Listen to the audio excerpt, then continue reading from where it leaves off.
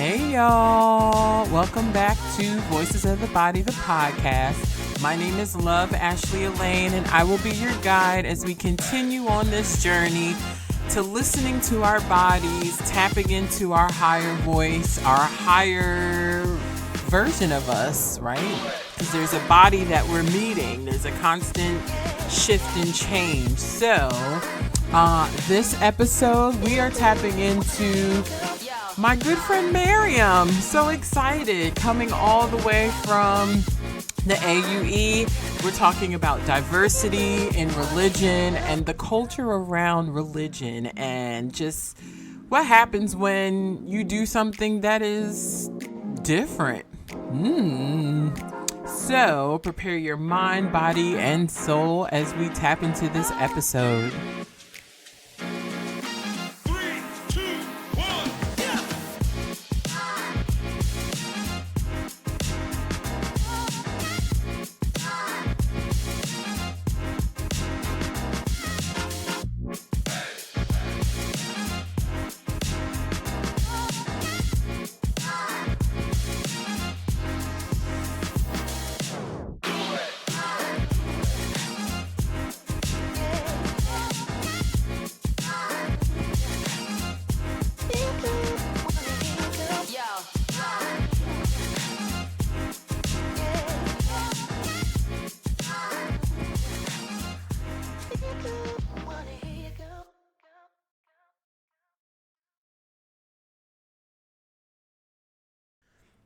One of my favorite things to have at home with me when I need to just unwind and relax my mind and my body, or when I'm in those really deep healing spaces and just need something to bring me back to center, are candles.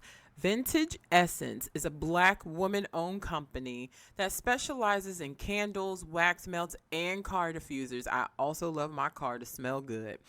VE's goal is to provide you with items that make you feel comfortable and relaxed and that make your home your jam. Who doesn't want their home to be comfortable? Who doesn't want their home to feel safe and smell good and to feel cozy?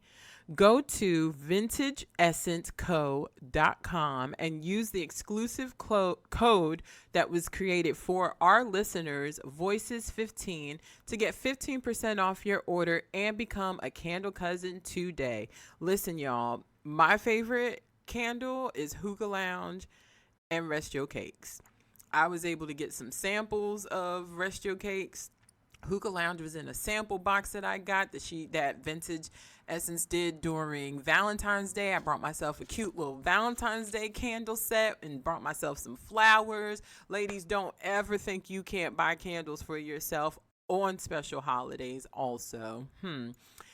Beautiful scent, long lasting, just like filled the room so quickly but so softly at the same time. These candles were definitely made with love, definitely with prayer hands. It's like the candle knew exactly what I needed when I needed it. So don't forget to use code VOICES15 at vintageessenceco.com. Soundstripe. And we are back. So, you already know what it is. Go ahead and find Soundstripe. that comfortable seated position that your body is asking for. All right. Preferably something that is going to allow the upper body, the front body, to be open. Soundstripe. Right. Maybe laying down or sitting with the back super straight, as straight as you can get it, but really keeping that heart space open. All right. Keeping the top of your head really aligned with the sky. Right. As if there's someone pulling a string from the top of the head, really pulling and aligning the spine. And you have the invitation here to gently close your eyes. Or if your surroundings in your space are not conducive to complete eye closing, you can bring your gaze down your nose just something that is going to allow us to look inward, right? And not see where we physically are right now. And take a big breath in. Soundstripe. And release.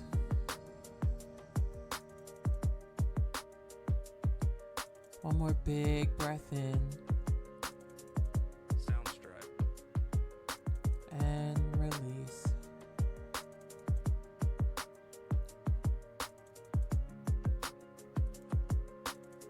Soundstripe. And one more big breath in, this time pulling the shoulders up to the ears. And as you release, bringing them back and down as if the shoulder blades are trying to meet one another. Keeping the heart space open, keeping the crown of your head towards the sky. I want you to just bring awareness to your heart.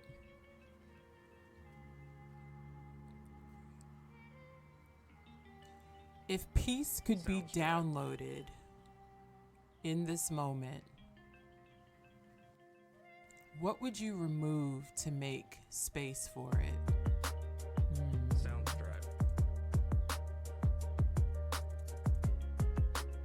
What would you surrender to make space for it?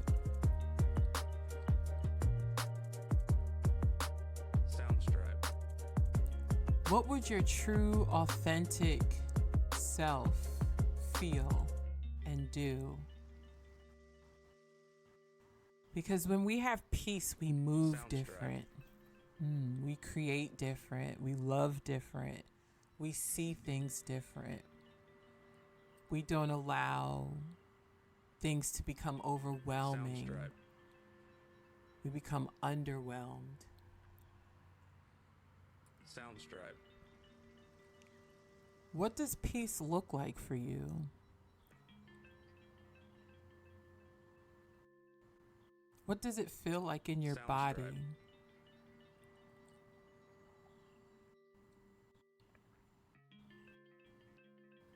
Take time in this moment to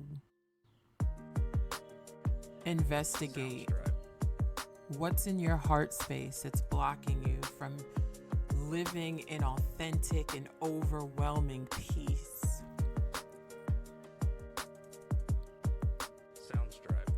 Peace that only comes from connection, from the crown of our head to our divine. Right? Some call him God, some call him Allah, some call him the universe, right? Whatever that definition is for you, to each his own, right? Yet the bottom line is connection. What does that connection look and feel like?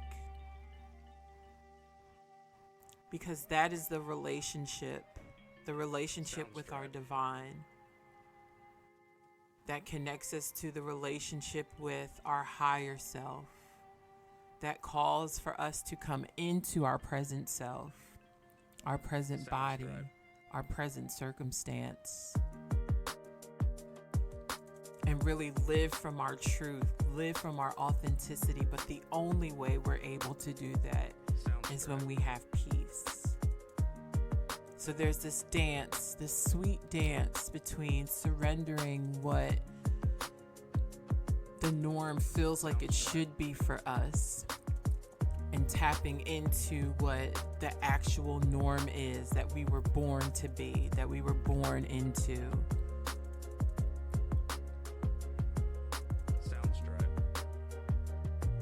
So I give you permission to really search your heart.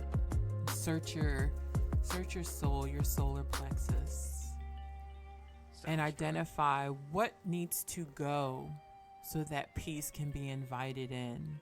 Because with peace comes clarity, with peace comes creativity, with peace comes authenticity.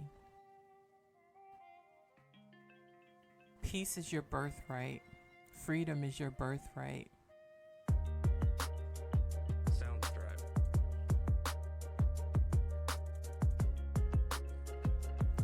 And just allow yourself to sit in that space. Maybe you find some space to journal about it, right? Maybe you find some space to talk it out with yourself or someone else. Soundstripe. And take a big breath in and release. Soundstripe. One more big breath in and release. And last one, big breath in, opening up the heart. Pulling the breath from the belly all the way up through the body. Gathering up with the breath everything that needs to be removed. And as you exhale, audibly sighing, releasing those toxins, releasing what needs to be removed so that peace can be invited in. And take some time here to find your footing, find your space, and we will be right back.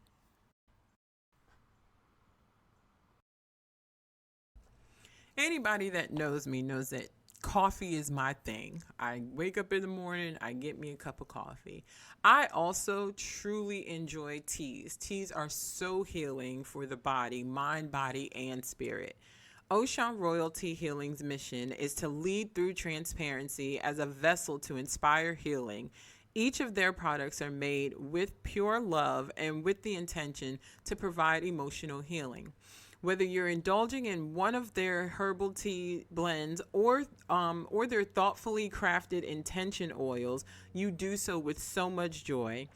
Ocean Royalty is here to offer physical, spiritual, and emotional healing through the curative power of energy healing, herbs, and crystals. Try any of their products at oceanroyaltyhealing.com for 10% off with the code Voices of Ocean. May peace and blessings reside with you always. And when you say healing energy, I can feel it, right? I never use products that I don't know where other people's hands are because healing comes from the hands. And these teas, amazing. I got the lavender chamomile tea to drink at night. And when I tell you the lavender is so potent, it hits you.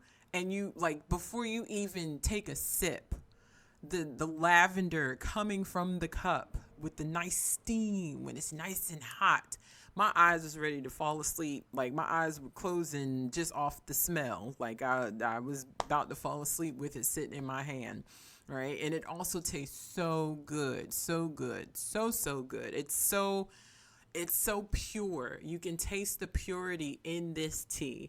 I've also used I still drink the Goddess Womb tea. The Goddess Womb tea, I highly recommend, ladies, and men, you can buy this for your ladies, right? To help ease cramps during our cycles, our moon cycles, after our cycles, right? To help bring blood flow back in, to help clean out anything that needs to be cleaned out, to keep our wombs healthy, ladies. This Goddess Womb tea is packed with vitamins, iron, magnesium, and antioxidants, and it's made with red raspberry, nettle leaf, hibiscus flower, orange peel, and rosehip. After I had my miscarriage, I was told that red raspberry, I Googled what I should eat, what I should drink, all those things. And I haven't stopped drinking red raspberry tea. Red raspberry tea has been a saving grace. So this Goddess Womb tea is really good for clearing out any of those energies, right? Really restoring the womb and restoring the body. Our creativity comes from that space also. So go ahead and head over to oceanroyaltyhealing.com for 10% off with the code Voices of Ocean.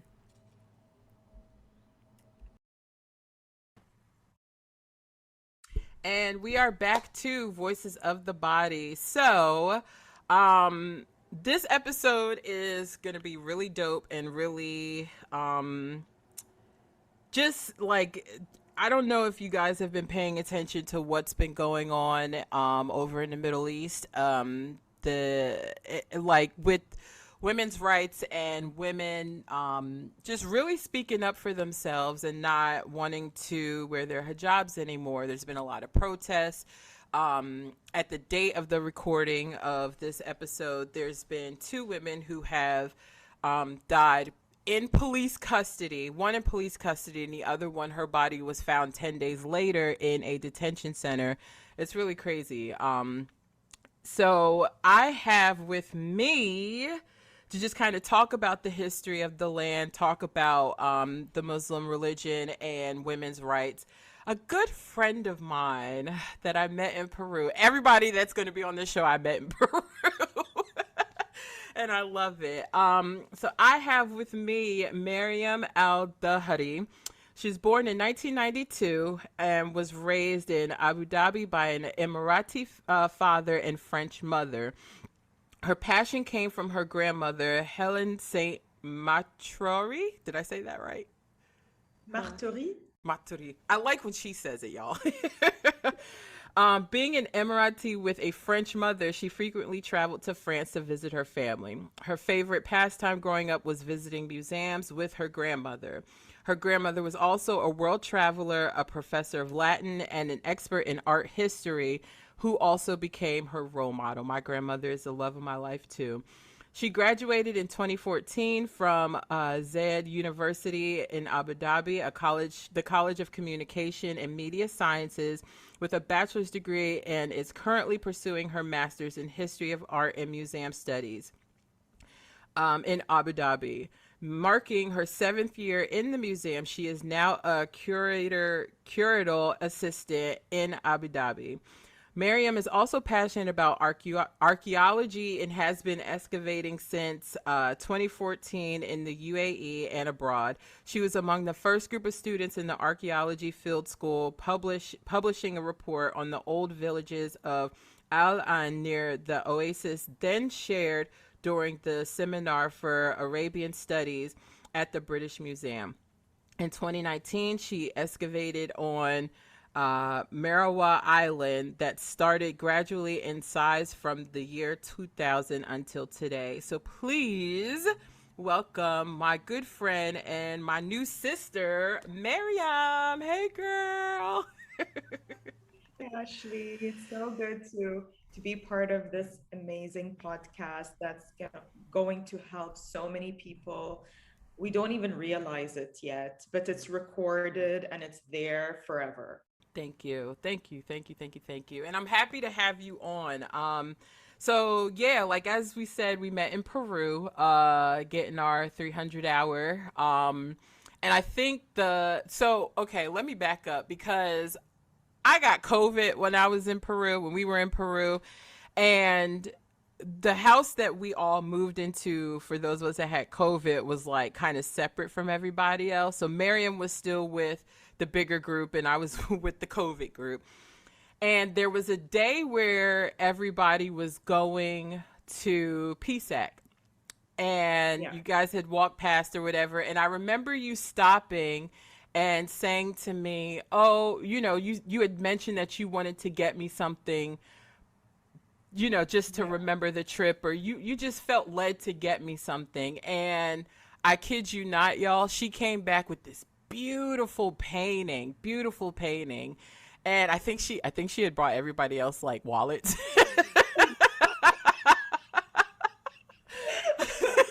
I'm not special, I promise.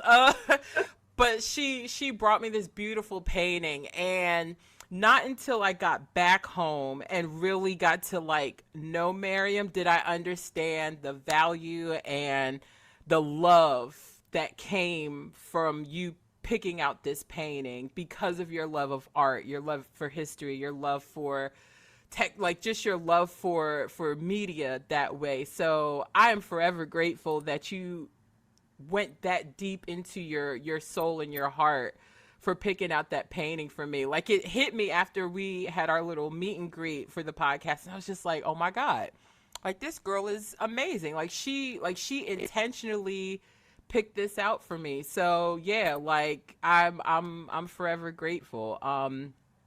And I know like we had a conversation towards the end just about like, you know, you being Muslim and getting into yoga. How did you find yoga? What was that like being a Muslim woman and getting into yoga?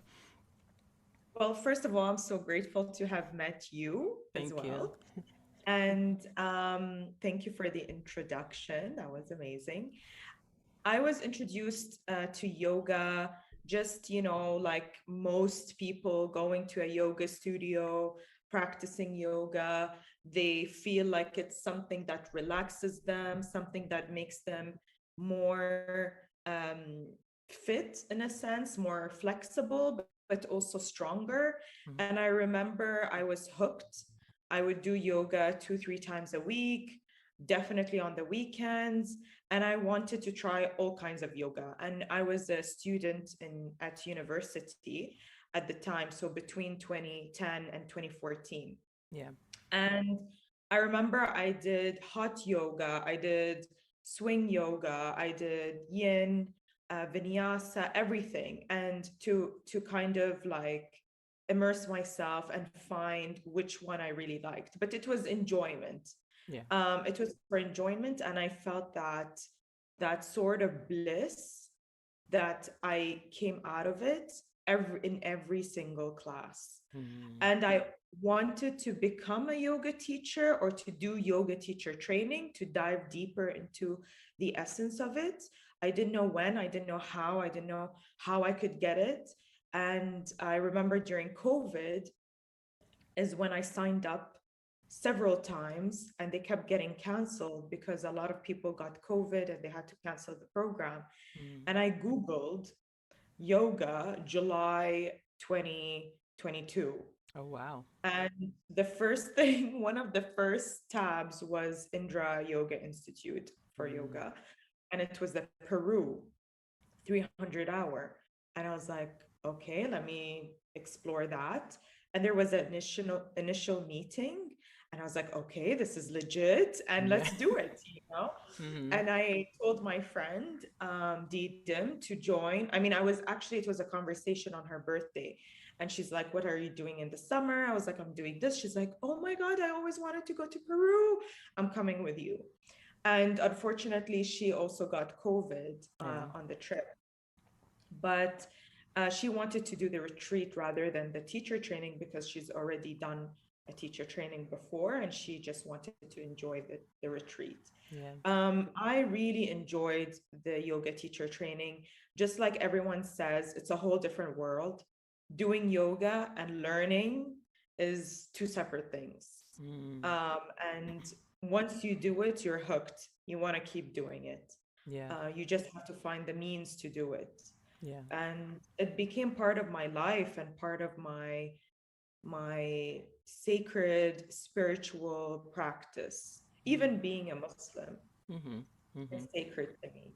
Yeah. Did you ever like kind of go back and forth in your head or with your family about being Muslim and getting into yoga or becoming a yoga teacher? Never, actually. I was known in the household to be the yogi. Oh, she's going for a yoga class. Miriam's going for a yoga class. Miriam has a yoga class. Oh, she's on her way to a yoga class. Like I was known for that. Right. And my father would see me in Lululemons, in a t-shirt, holding like my yoga mat. And he's like, oh, yoga class? I'm like, yeah, yoga class. So it was never an issue ever, in terms of religion, in terms of dress, in terms of, having like different sexes or genders in the room. It was never an issue for Yeah. my family. Well, my immediate family, it never was. Right, right. What about like, how is it in community? Cuz where you live that it's still very traditional in religion, right? The garments that are being worn, the practices, all of it. Um do you I know you don't.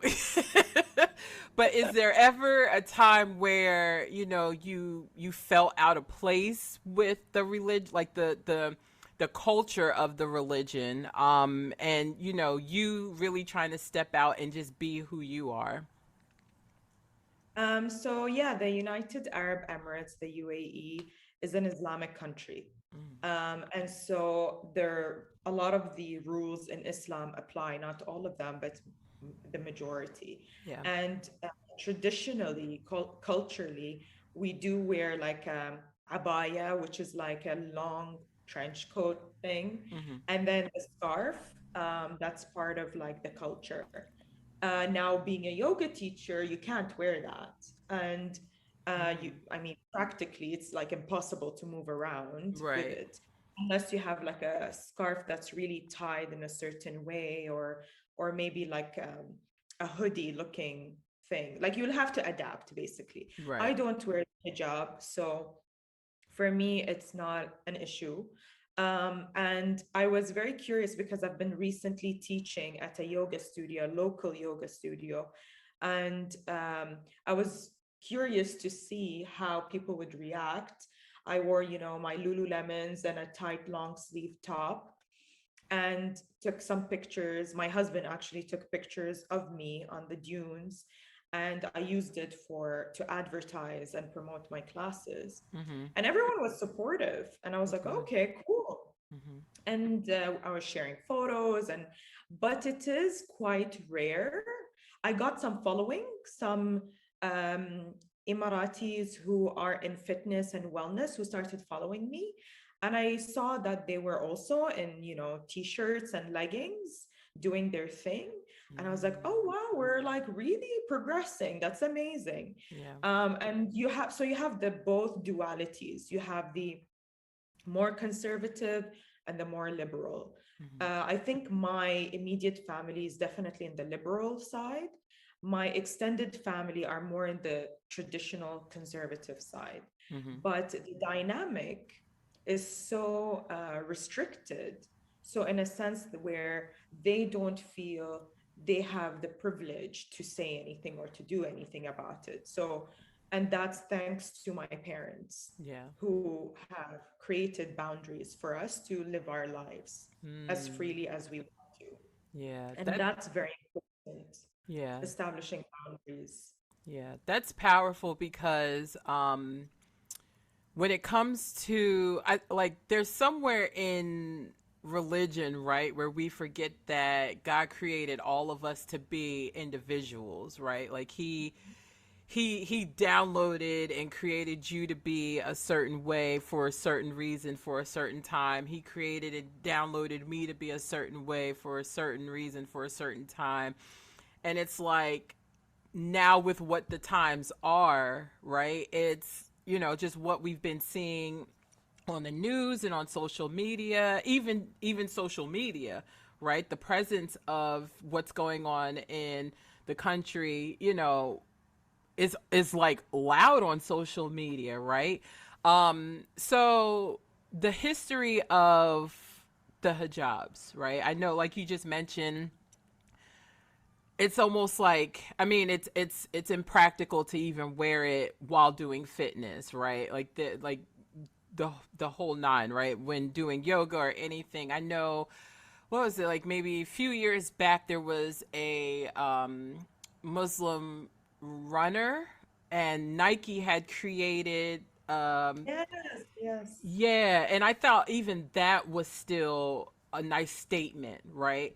So talk about just like the history of women in the Islamic countries and in the religion, and just like why is everything in such an uproar now? Like what is it that you see, and then even like like the perspective of your family, like the just those that are for it and those that are for against it, right? Like what is the history of women in the Middle East, and then like moving towards like what's happening now? For sure. So in the Middle East or in the Gulf, there was a lot of like changes over time. They were, in the UAE at least, they were a lot of them were nomads. They would travel from one place to another depending on the season, and they would do a lot of labor work, ride the camels And so they would wear very loose fitting clothes Mhm. and very light as well, light fabrics, because it was hot most of the time, it was warm. Yeah. And so a lot of the pictures that you find are like women who would just have like a long scarf, and literally, here their chest is open. They would be wearing like a dress, but underneath the dress they would wear like some sort of parachute pants, but decorative. So Mhm. they could lift their dress and like ride camels and whatnot. And the UAE is special in a sense that the women were very powerful even from the beginning, because some men, most men, a lot of men would go to the sea for months, up to 4 months, fishing, finding pearls, because the economy was based on that before oil, Mhm. especially before oil. And so women would be alone. They would take care of the household. They would fish and sell fish in the market. They would grow vegetables, sell it in the market. They were very public. They were very visible. They were there. They were out there. And then with the introduction of oil, there was in the late 60s, there was this like emergence of schools and education. And so women would wear uniforms, like pants and a shirt, but most of them weren't wearing hijab. They Mhm. would, tie their hair or leave their hair open. They're in uniforms, studying. So many pictures are like that.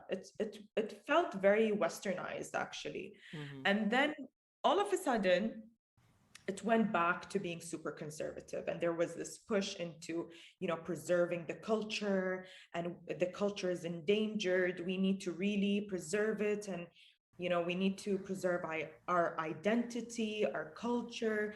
And there was this huge wave, and with also a lot of extremism and the Islamic Brotherhood appearing in different areas and Mhm. having so much influence, indirect or direct influence, everywhere in the Arab world. There was this this paranoia of like preserving religion and culture to Mhm. an extreme. And now we're breaking through that with the emergence of social media, with individuality. There's no longer control of like a certain image Yeah. that they used to have. I mean, yeah, they would have it on TV and the radio, but you don't see anything on the radio, but like on TV. And now, like, I can post myself anytime. I can take a selfie, post it. I can do a live video, post it. I can do whatever, post it. So there's a division.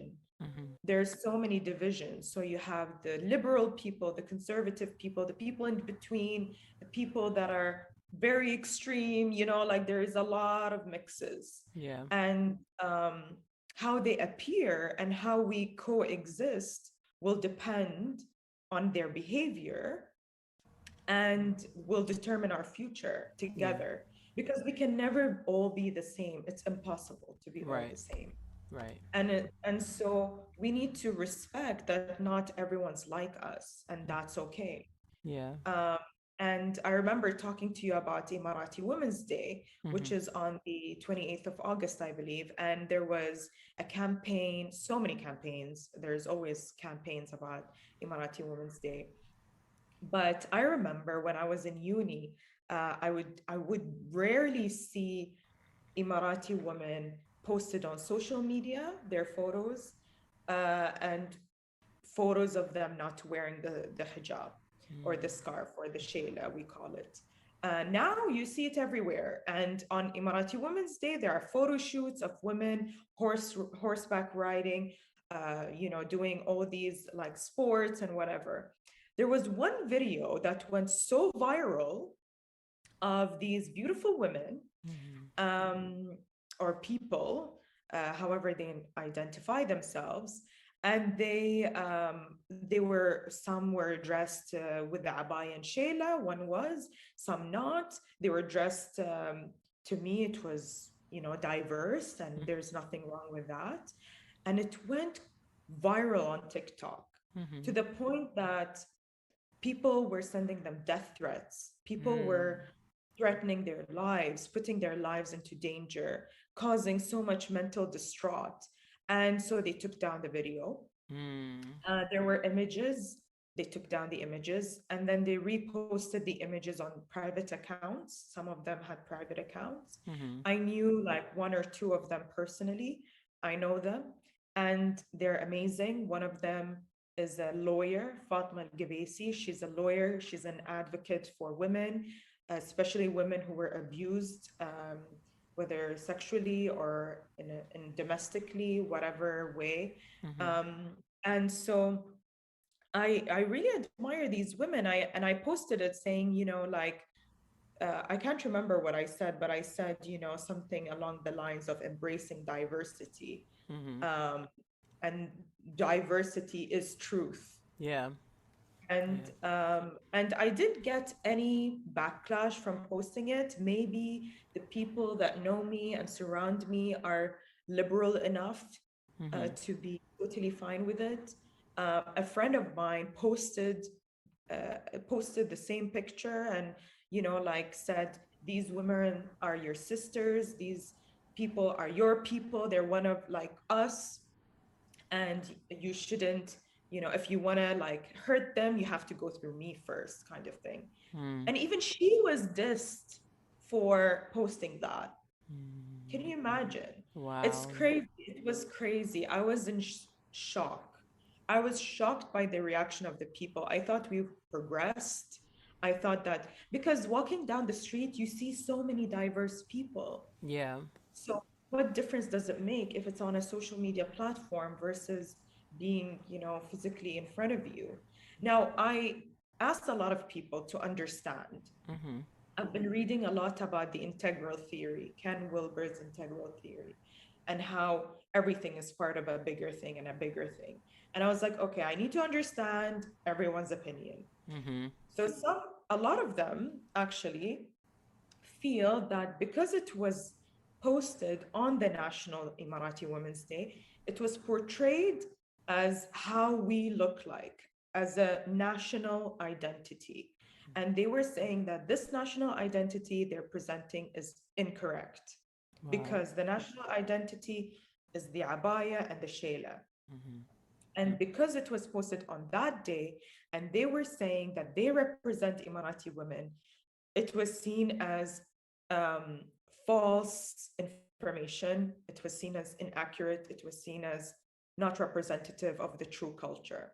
Mm. And and I understand where they're coming from. I just disagree with it Mhm. because I think that regardless, if I post on Emirati Women's Day and I go like I'm an Emirati woman, it is true. I am an Emirati woman Right.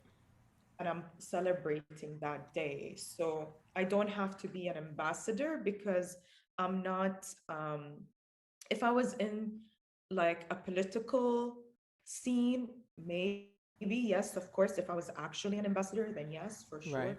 But Yeah. I'm just an individual that's saying my truth.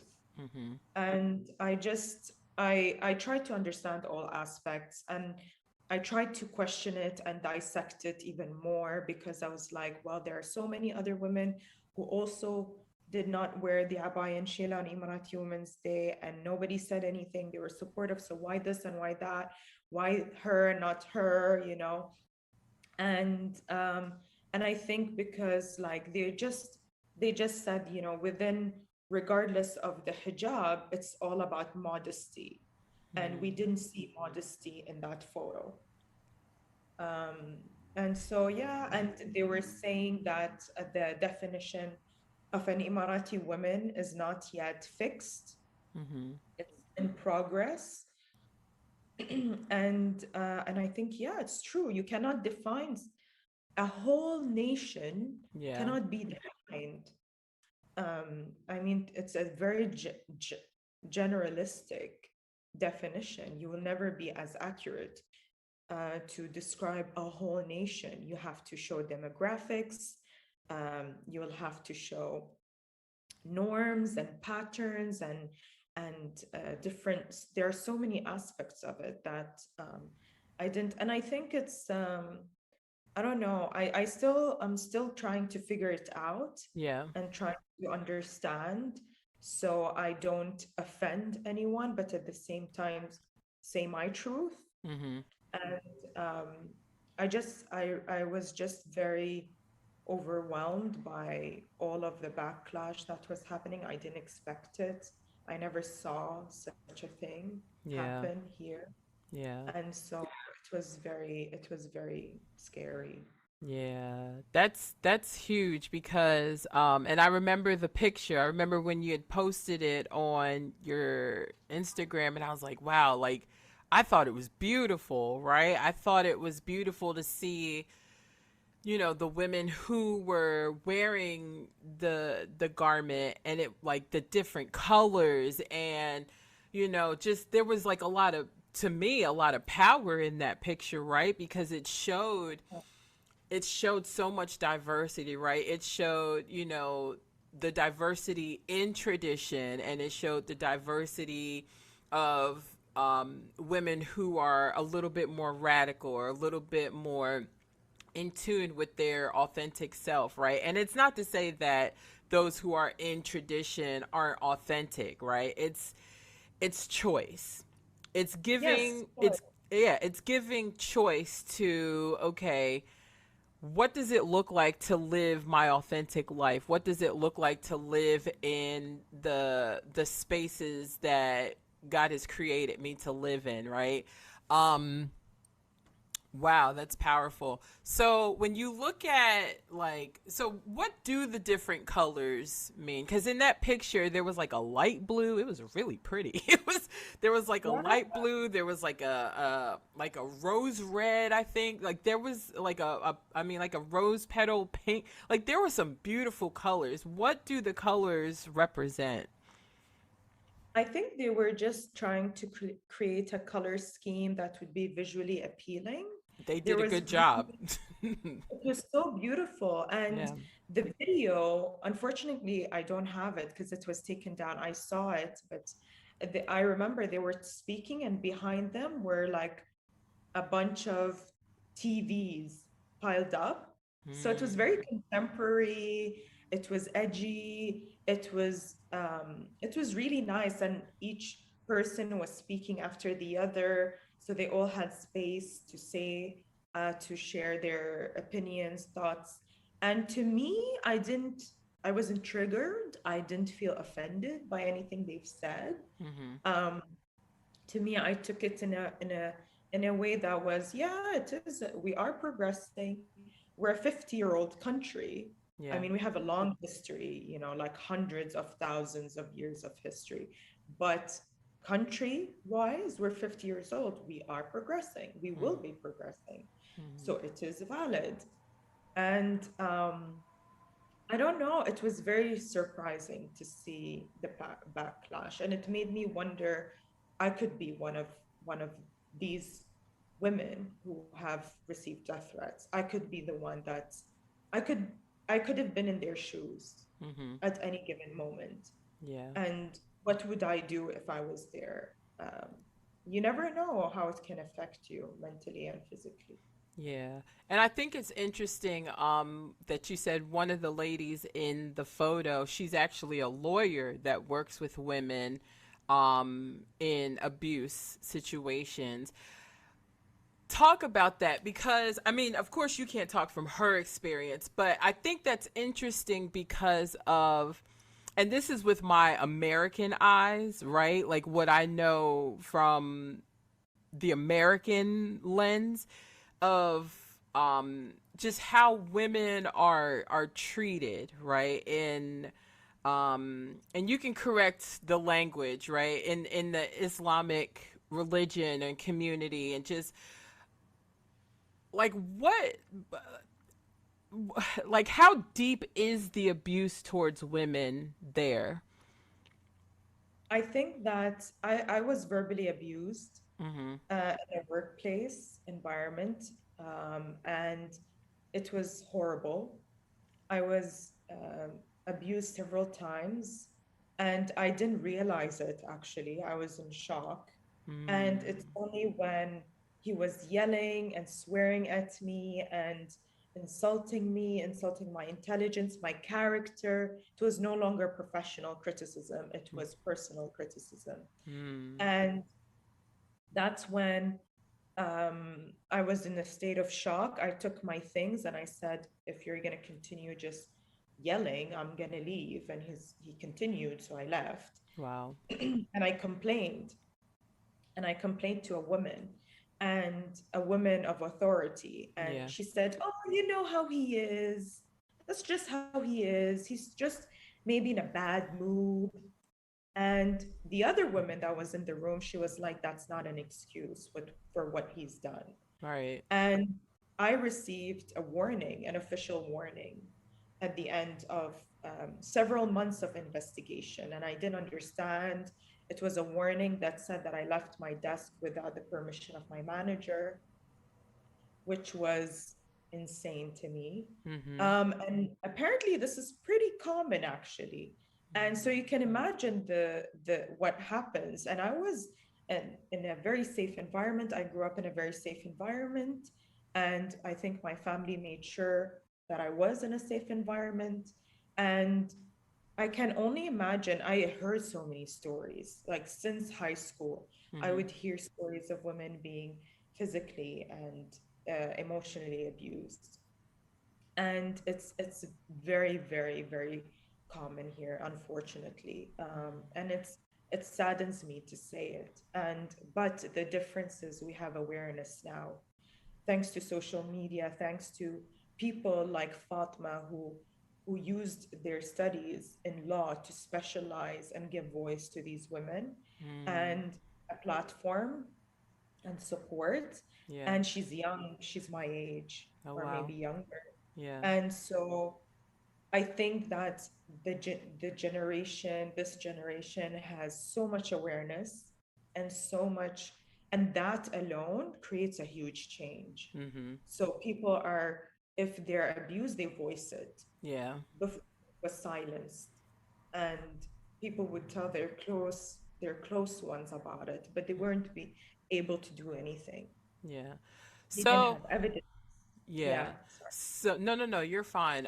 So and with that, moving into like the current events of what's going on with all the protests, I believe it's like been 3 weeks now of protests and women, marching in the streets and cutting their hair, like all of that. What led that to take place? So the protests are happening in Iran. Mm-hmm. So it's a neighboring country, actually.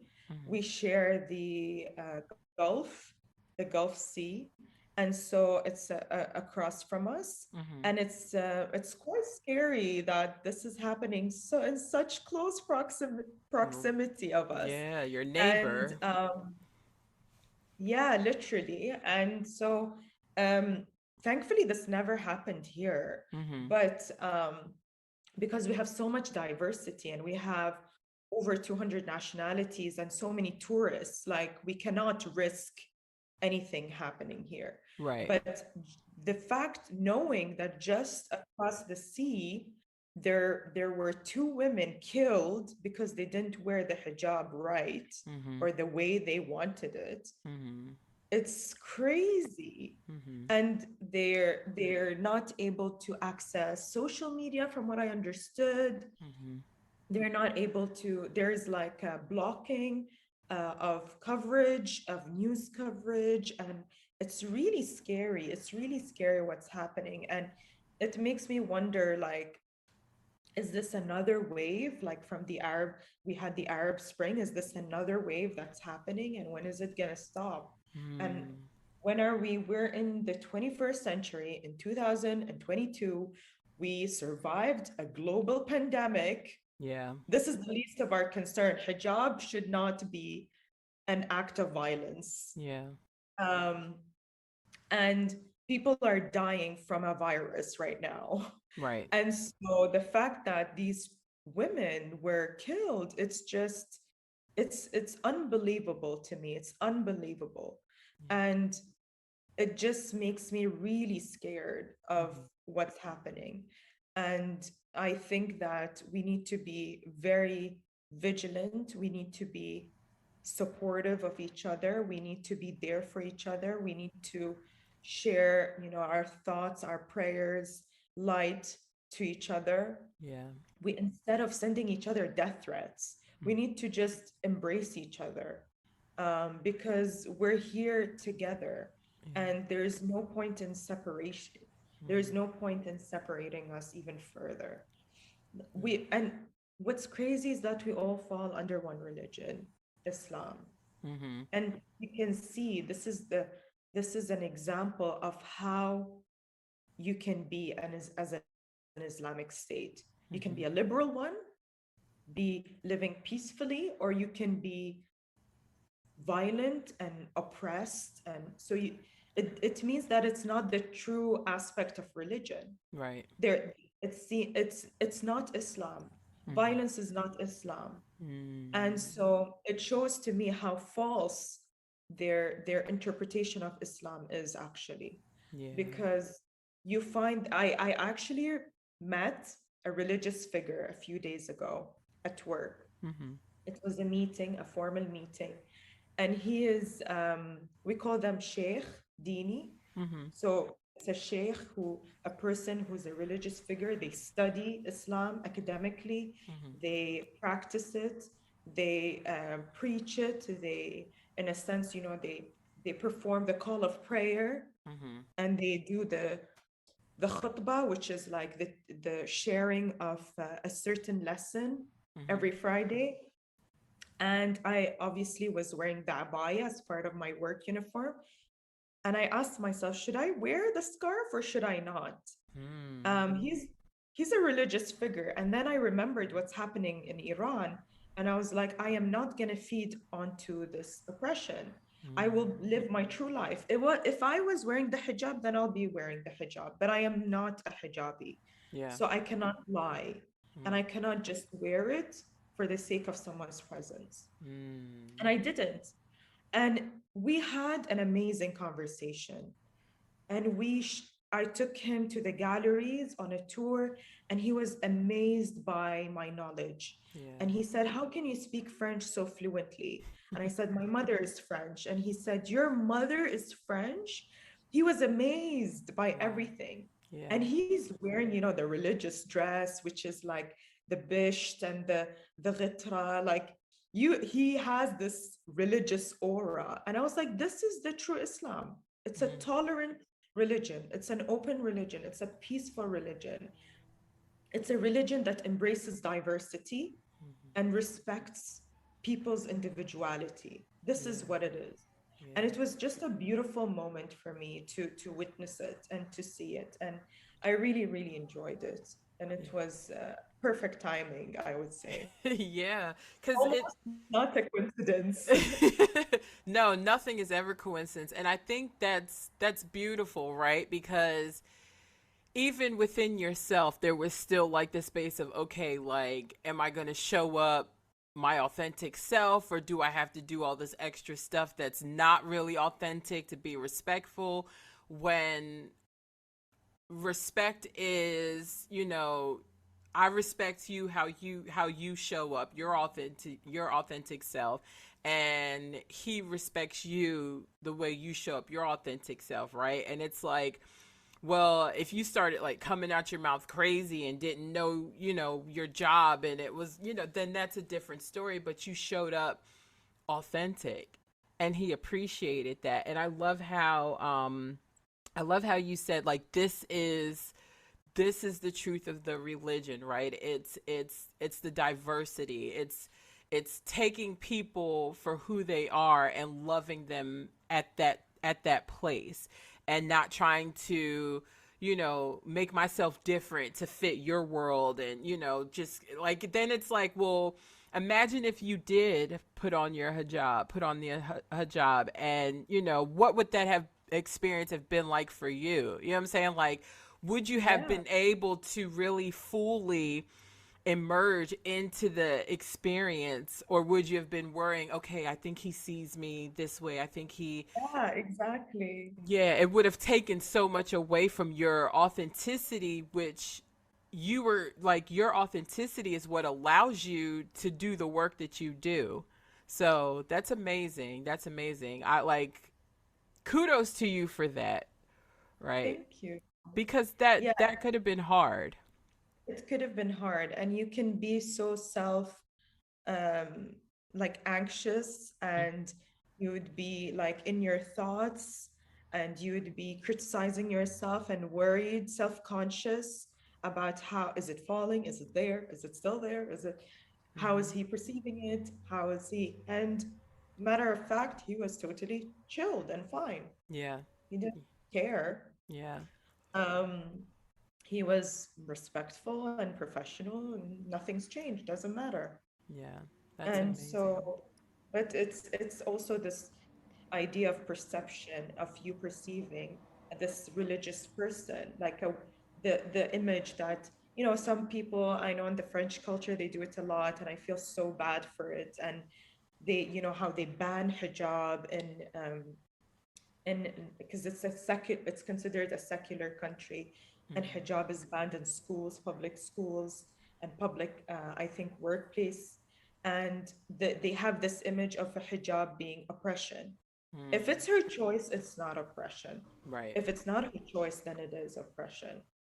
And Mm. there was a huge wave during the elections, or there was a law that wanted to be passed, and they were voting and everything. And there was a wave on social media on hijab being a choice in France, and how women, Muslim women in France who are French, need to Mm-hmm. have that choice and Yeah. that freedom. Yeah. Because to them, wearing the hijab and then removing it and entering their schools is the same thing as me not wearing it and then wearing it when I enter school. It's me not feeling my authentic self. It's the same thing. Yeah. It's just a different image. And it's really unfortunate that we have this image of how hijabi women would be only conservative.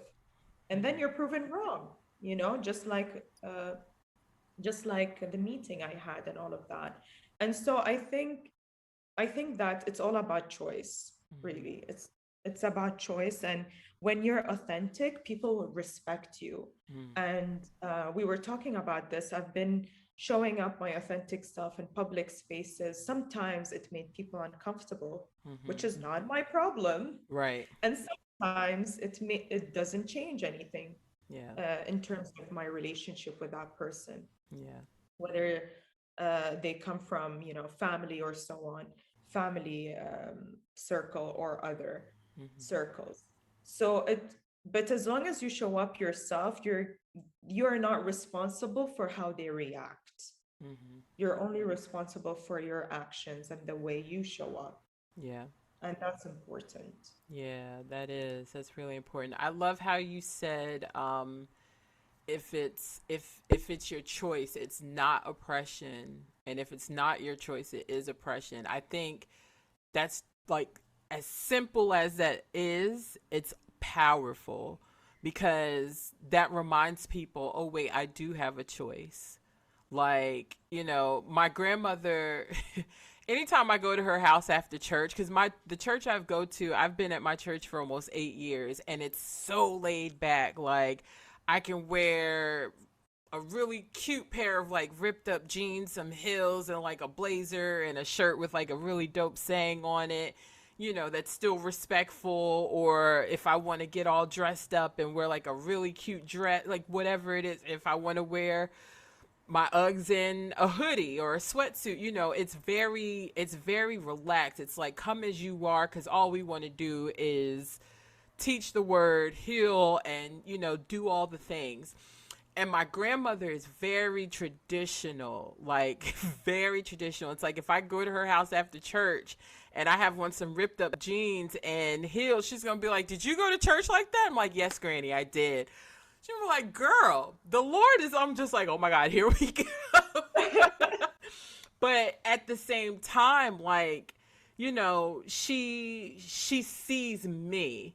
You know what I'm saying? Like she sees that I have a relationship with God, that I go to church on Sunday. You know, she's able to look past her traditional eyes, and cuz once upon a time it's like dresses had to be down past your knees and they can't be too tight and you can't show your figure and you can't do all these things, and women can't preach, in the pulpit, but they're the ones that carry the spiritual backing, and it's like all these different things. But now you see like women all across religions just like doing it, right? Like really standing in their power and their choice to show up as the individual that they are and still do powerful work, give powerful messages, connect with powerful leaders, and still be respected by those leaders. So I thought that was like you saying that it was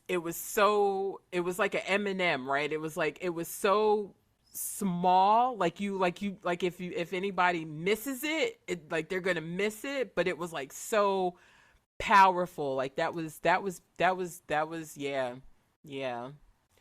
Psh. We Mind have a blown. lot of similarities. We do. Yeah. We do. We And that's do. why I wanted to chat with you, because when it comes to religion, whew, it's a big thing. It It's is. yeah, it's huge, and you can get shunned for not being, you could be the one in the family to get shunned for like still being a believer, but like having a different set of eyes or having a different like look on religion and spirituality and relationship. So, yeah, yeah. Um, what do you think healing looks like for the women in the country and for Islamic countries, period? What do you think healing looks like moving forward?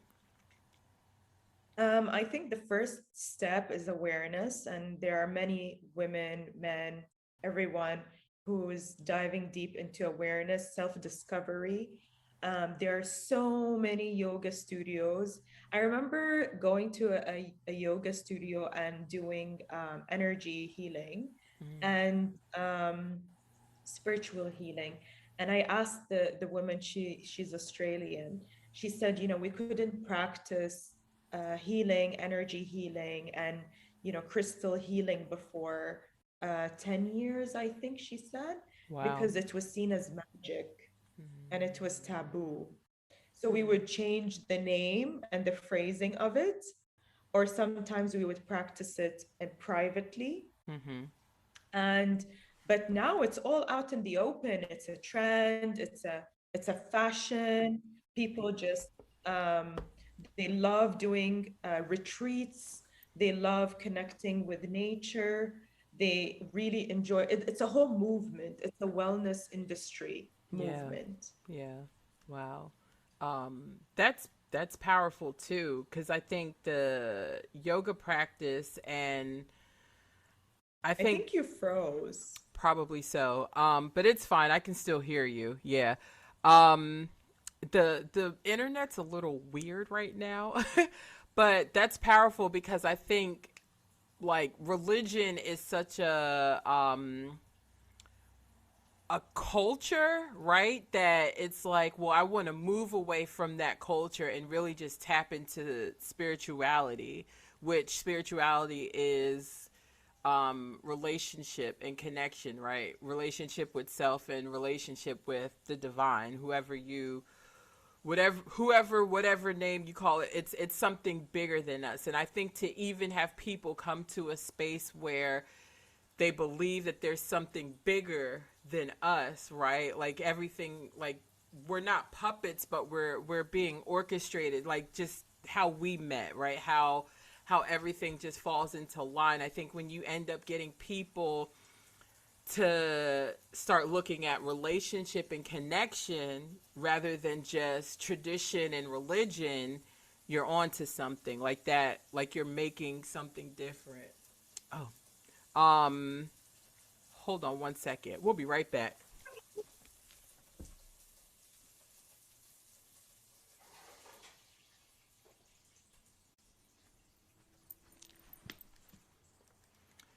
this is what happens when you're cooking and just get deep into conversation. Oh, I love that. What are you cooking? Oh gosh, and this is all recording. I don't even care. I was about to make like some gluten-free noodles and add like broccoli and mushroom, and I'm like, what's that noise?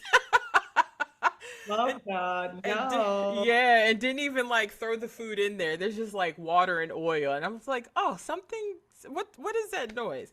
Um, Something good. Y'all, this is what happens when I get deep into these conversations. Like I keep telling myself, don't do anything before you start these interviews, and I did it anyway. It makes it nice and human, honestly.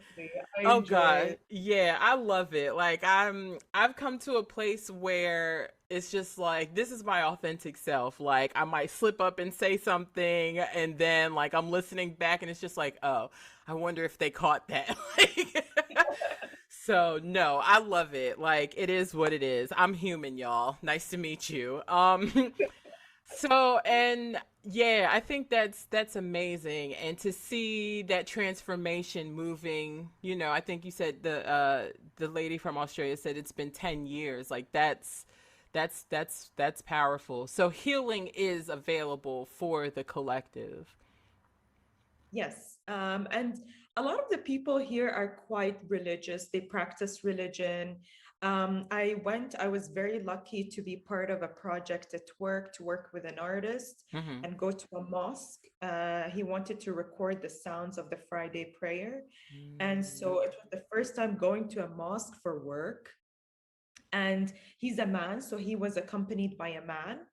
And I was with a female French colleague. Mm-hmm. And there was the prayer, and so we had to separate. He went with the men on the men's side. I went with her on the women's side, and she sat next to me. And she, respectfully wore the abaya and the hijab because when we pray, we have to wear it. Mm-hmm. And I said, you can sit next to me. I'll be praying. And she said, oh, are you sure? It's like, yeah, totally fine. There is a screen that has like subtitles in English. Mm-hmm. So it's really nice and accessible. And so I prayed. And it's been a while since I've prayed the Friday prayer in the mosque. Mm-hmm. And so I prayed and I just felt so proud of this religion that I was part of that embraced so much acceptance, and there were so many diverse people there in that mosque, and it's one of the largest mosques in the world Wow. after the Kaaba, after Mecca and all of that. Mm-hmm. It's called Sheikh Zayed Grand Mosque, and it was such a peaceful, serene moment. And they were just, she's a practicing Christian, Catholic Christian. She goes to church every Sunday, Mm-hmm. and she felt this connection Mm-hmm. with Islam through the mosque and through this prayer. She felt like we're much closer than we realize. Yeah. And it was such a beautiful moment that I'll cherish forever. Yeah. To have an American artist from California and a French woman, practicing Catholic women, and in a mosque all together, and we're all, united, and we're all like, it's an open door for Yeah. everyone and everyone. And Mm. they say even in Islam, to convert it's so easy. You just have to repeat two phrases. And so it's very accessible. And I think that I always wanted to unlearn and relearn the Mm. religion, Mm. because the way I was taught in school was pretty traumatizing, I must say. Mm-hmm. We were learning about how women were stoned to death if they practiced, if they had, sexual, if they had intercourse outside of wedlock, Mm-hmm. they'd be stoned to death in front of so many people, and the people would throw the stones. And I Wow. was like 12 when I was taught that, or 13. Yeah. I didn't, probably 12. I didn't even get my menstrual cycle yet. Mm-hmm. And so the fact that I was taught that at such a young age, I would come back home and tell my parents, and they would be like, no, no, no, don't worry, it's fine, we don't do this here. And my mom would always tell me, because she was Catholic, and she converted to Islam in France, Mm-hmm. and she wore the hijab actually when she first converted. She faced a lot of discrimination, so much discrimination and bullying. And she went to the mosque. She said, I'm having a hard time and all of that. And so she decided to remove it, not to wear it, because she has a huge collection of scarves. Yeah. And I asked her, "These beautiful scarves, why do you have so many scarves?" And she told me the story. Mm-hmm. And so, like, the way I was taught at home was very different to the way I was formally taught in it through education. And Yeah. I'm so grateful for that because my mother learned the religion from scratch. Mm-hmm. There was no conditioning, Yeah. you know? So it was very pure and it was all about intentions. And she Mm. taught me that, what's in your heart, what's your intention, that's what counts. Yeah. How That's it beautiful. appears, Mm-hmm. however it appears, it appears. Yeah. And so that was really nice. And so I really appreciated that. And I appreciate that having guidance from close relatives where you feel comfortable enough to ask these questions, these deep questions, these very sensitive questions Mm-hmm. in such an open and safe environment is so important. And I remember in Peru, someone asked, "How do I feel about being in Peru and learning about yoga as a Muslim?" Mm-hmm. And I said that to me, like yoga is sacred, yoga is spirituality. Mm-hmm. And when I study the Bhagavad Gita, it's part of it's a historical sacred book. Yeah. So I have a background in archaeology and art history. I study about all religions. Mm-hmm. And they're all of the same value to me. Yeah. So there's nothing wrong with that. That's actually, I love embracing and learning. The more I learn about my religion and my spirituality and myself. Mm. So I love diving deep into the sacred texts of each religion. And Yeah. that's my daily job in the museum that I work in, the Mm-hmm. Louvre Abu Dhabi. I work in the Middle Ages wing, which is dedicated to the emergence of monotheistic religions and polytheistic religions, but a lot of it centralized around Christianity, Islam, Judaism, Buddhism, Hinduism. And to me, I treat them as sacred as Islam. To Yeah. me, they're all one, and they're all equally important. Yeah. And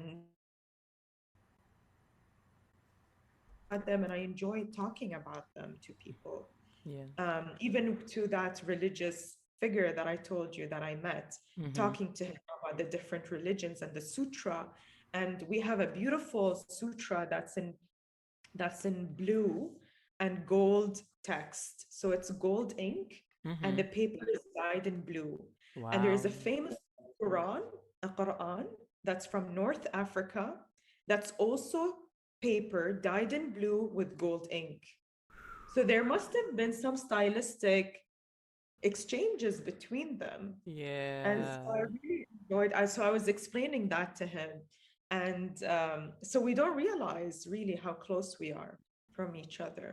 Yeah, they're all birthed from one another, right? And I love Yeah. how just the experience you had with going into the mosque, and it's like this Christian woman from California, and just her feeling that same peace, because peace is peace, right? Peace is Right, and you like you can tell the difference no matter what religion you practice, what your tradition is. You can when you have peace from the divine, you can tell. Like you can tell that it's not peace that you're getting from your everyday, the people around you, what you do day in and day out. But when it's from God, I don't care what religion you practice.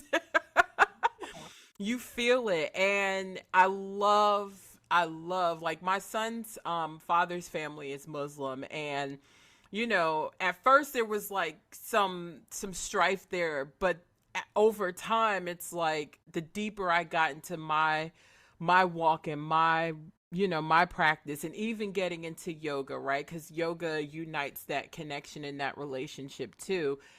The more me and his my son's grandmother is are able to really connect and see the God in the both of us, right? In each of us. So it's powerful. Like if sometimes we can just take religion out of a box and really look at the authenticity of people and their soul and how they treat themselves and others, right? Because that's law in religion across the religion board. Then we're able to really give people choice to be who they desire to be.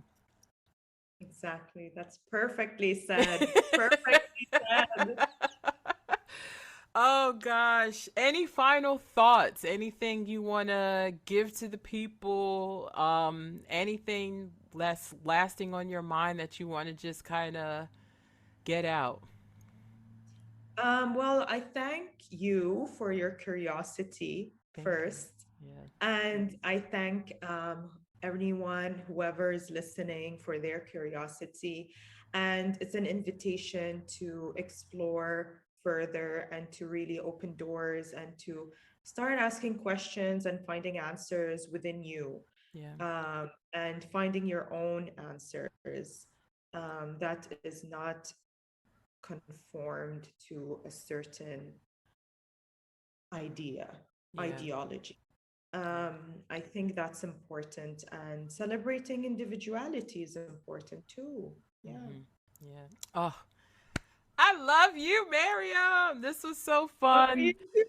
Thank too. you. Thank you so much for the work that you do, your curiosity, cuz if like the fact that like I love that we can have this conversation. Like it goes from art to history to religion, and you think about the architecture of certain buildings and churches and mosques and the way the land was built and created any and everywhere. A lot of that comes from history, and a lot of history has to do with the tradition of religion. So thank you for your mind, your heart, the work that you do, your healing, just everything. Thank you so much. Thank you. Thank you. And we will be right back. One of my most favorite self care regimens is to take long baths. Like I've literally just redecorated my whole entire bathroom to bring home my own spa experience. One of my favorite things to add are body scrubs. CB Soap and Candle Co. have the most amazing body scrubs. Like they're made with pure love, so much love, leaving my legs and my body and just everything feeling so good, like pure silk. Like I've just renewed my whole entire body. Enjoy spa quality products in the comfort of your own home with CB Soap and Candle Co. Go to cbsoapandcandleco.com and use code VOTB, all caps, to get 10% off your order. So, my last order, which I need to order more, that I made was Coco Cashmere, which is like you want to go back into the black and white Hollywood films and feel like diamonds and pearls. Like Coco Cashmere does that, at least for me. The smell is so like beautiful. Like the smell is gorgeous, and it's really like the smell is really really nice for that transition into the fall, right? Like that real grounding space, like a nice sandalwood. But my fave, which I wish I brought like thousands of them, was passion fruit guava and mint. I brought passion fruit guava and mint when like around the spring summertime, when we're in that nice transition from spring into summer. Sis, ma'am, sir, guy, all of y'all, passion fruit and guava. First of all, I love guava. I love guava. There's like this nice dance that the guava and mint do with like the passion fruit, and It's beautiful. It's refreshing. The mint is very refreshing, and then just the smell of fruit. It smells like fresh fruit with mint. Like your whole shower, your whole bathroom still smells like it afterwards. These scents are so authentic. You can feel the love and the time that was made in curating these products and how thoughtful the pairing is. It's so beautiful. So beautiful. So go to CB Soap and Co. Candle Co. Excuse me. Go to cbsoapandcandleco.com and use the code VOTB, all caps, to get 10% off your order. Soundstripe. That was such a fun interview. I absolutely adore Miriam. She's so like multifaceted. She has so much knowledge. And I love how like art and Soundstripe. religion all like tie into each other, right? It's such a beautiful space. And I don't, not religion, right, but spirituality, right? Because if we think about it, there's a certain level of connection to the divine that you have to really tap into what you see to create and put out into the world. So when we look at the architecture of these mosques and churches and buildings, right? There's an eye that a particular person has for it that is coming from a very sanctified place within them, right? Sanctified and sacred place within them that allows them to see it twice, once within themselves, and then build it from ground up into the world. So that I like Miriam's amazing. I love her curiosity. I love her personality. The human in her is just amazing. I can't wait to get to the AUE to see her. But yeah, I hope you all enjoyed that conversation. Just doing something different, right? Just really allowing yourself to be who you authentically are. And sometimes religion can put us in a box and tell us that we are supposed to be this way, that way, and all these different things. And I believe that this generation and the ones to come are going to be the ones to really rally up the space that says, listen, we love God and we also want to be free in how he created us. And there's no disrespect, but both and, not but, both and, I just want to be what makes me feel free. So, yeah, that was a dope conversation. Yeah, I love you all for free. Namaste.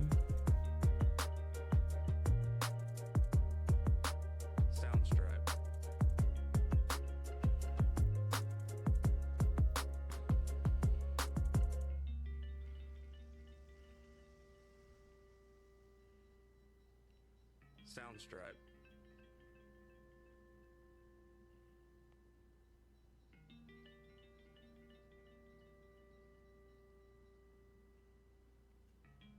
Soundstripe.